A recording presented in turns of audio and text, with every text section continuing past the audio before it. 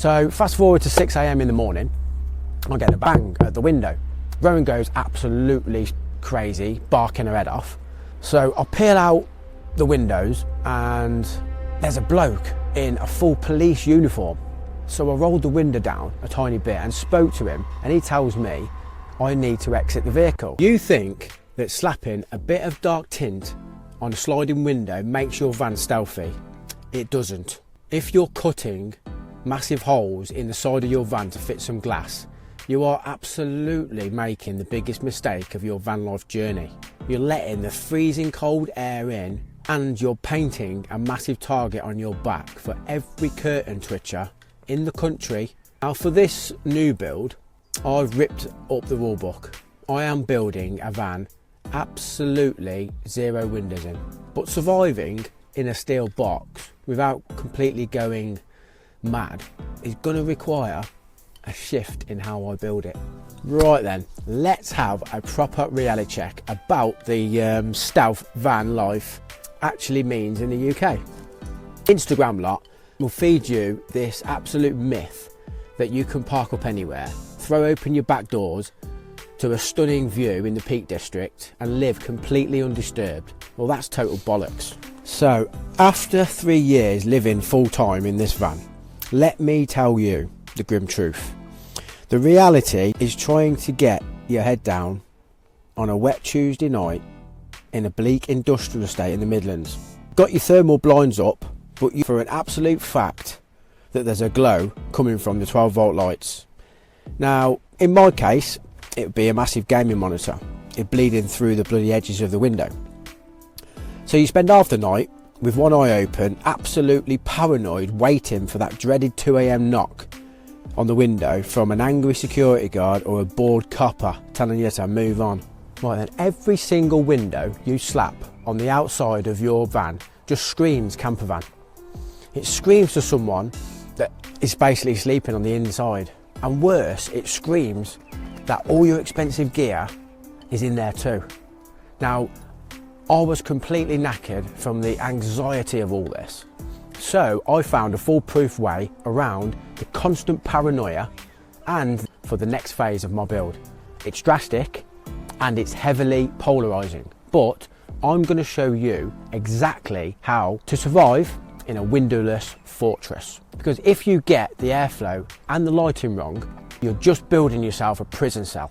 Right, let's get into the actual meat of the zero window physiology. So insight number one, true stealth means being utterly invisible. No hiding in plain sight, but actually being perceived as something else entirely. So when you see a white Luton box van or a battered transit van parked outside a building site or residential street, your brain completely ignores it, right? You assume it's just a chippies van or a plumber or maybe a delivery van who's just parked up for the night and gone home. So the second you add a tinted side window or a bike rack or a flashy awning, the illusion is shattered. You are no longer a grafting tradesman's van, you're a target. People know you're in there. And if you have zero windows on the sides and the back, then the paranoia just completely vanishes. You can park up in Morrison's car park, fire up the diesel heater, get a nice brew on, and nobody will have a clue you're there. You can completely throw a rave in the back, and the outside world, to them, it's just an empty box to them. Which brings me to insight number two, the security. Now, I run a full 4G, 5G gaming setup in here.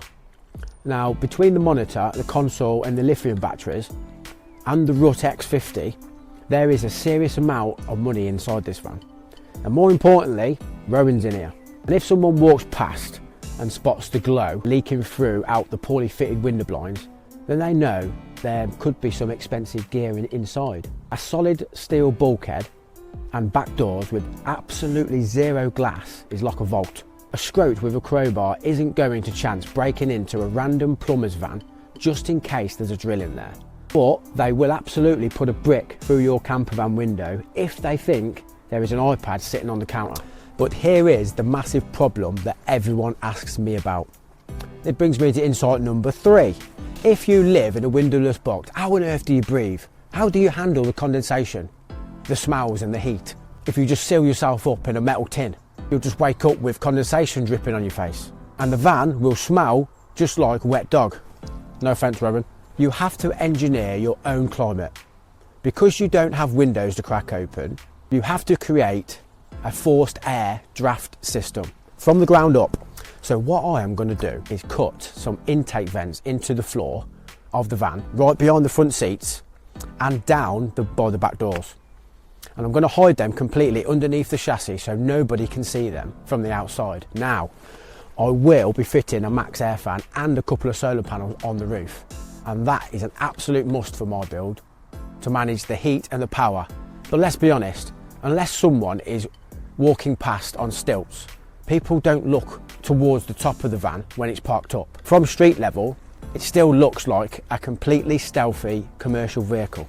So when you turn on that roof fan, it pulls the stale air, the moisture you breathe, and the heat from the gaming setup straight out of the top. That creates negative pressure inside the van, which literally sucks fresh, cold air up through the hidden floor vents. You're going to get constant, silent breeze of fresh air running through the whole van, and then you're not giving the game away to anybody that walks past. Before we talk about the absolute hardest part of the zero window build, the mental game and the lighting, I want to ask you a lot of questions. Now drop a comment down below. What is the absolute worst, most anxiety-inducing stealth park-up you've ever had? Did you get the dreaded knock from the police? Did you have the kids messing around with your van in the middle of the night? Let me know down in the comments. So speaking of the dreaded knock, I actually got this when I was about 4 months into doing van life. I had some grafting to do in the local area the next day, so I parked up in a nearby car park for the night. And I did the polite thing. I asked the local residents if it was all right for me to park there. And they said, no problem, it's fine, no bother. So fast forward to 6 AM in the morning, I get a bang at the window. Rowan goes absolutely crazy, barking her head off. So I peel out the windows and there's a bloke in a full police uniform. So I rolled the window down a tiny bit and spoke to him, and he tells me I need to exit the vehicle. And I said, well, no chance, mate. What the hell have I done? Well, what's the problem here? For all I know, you bought that uniform off eBay, I said. Can't be too careful these days. Well, to cut a long story short, it was a massive mistaken identity. Turns out the van they were looking for looked exactly like mine, and it had been nicked in the local area. And apparently, I matched the thief's description perfectly. Cheers for that. After they'd done a bit of digging on the radio, they apologised and said, sorry mate, wrong bloke. But here is the absolute brilliant takeaway from that. And it completely proves my point about zero windows. The copper had absolutely no idea that I was a campervan until I rolled down the window and explained that I lived full time. To him, it was just looks like a white tradesman's van. Plus, it completely gets rid of that myth that sleeping in your van is illegal. It clearly wasn't doing anything illegal, and once they knew I wasn't a thief, they couldn't have cared less, and that I was sleeping in that car park. Right, back to the build and the final piece of the puzzle. So this is insight number 4, handling the light. The physiological toilets with having no natural light is the reason 90% of people couldn't handle this build.